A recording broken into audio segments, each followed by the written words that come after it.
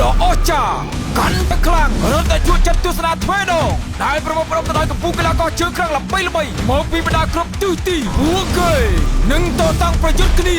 នៅលើសង្វៀនលំដាប់ពិភពលោក Cambodia Must Fight ការប្រកួតគូមិត្តភាពគុនខ្មែរវត្តៃគុនខ្មែរត្រូវប៉ះជាមួយនឹងរដ្ឋីរីរ៉ូឌី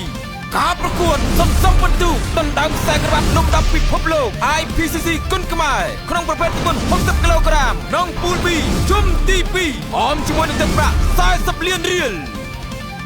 សៀងសេងហួរត្រូវប៉ះជាមួយនឹងណាំឈៀវគុនខ្មែរលីហេងអាទិត្យត្រូវប៉ះជាមួយនឹងសឹងលេងតើកីឡាកររូបណានឹងត្រូវទទួលបាន3ពិន្ទុបន្ថែមក្នុងពូលរបស់ខ្លួនគូមិត្តភាពអន្តរជាតិរ៉ាត់វិបុលត្រូវប៉ះជាមួយនឹងកីឡាករមកពីប្រទេសហ្វីលីពីន Ferdinand Alfano មករាគុនខ្មែរត្រូវជួបប្រហារតតាំងជាមួយនឹងកីឡាករមកពីប្រទេសរុស្ស៊ីអូម៉ូនីឡូ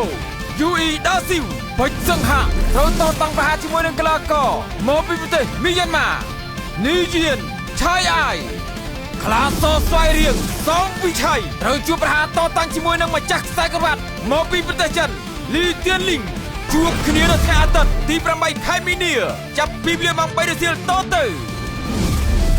ដែលផ្សាយផ្ទាល់នៅសិនជោគម៉ាស៊ីនត្រជាក់ពីស្ថានីយ៍ទូរទស្សន៍ Thon Full HD TV និង Facebook Page ផ្លូវការ Thon Full HD TV និង Cambodia Beer ព្រមទាំងទស្សនាតាម App Thon Entertainment បានដោយសេរីCambodia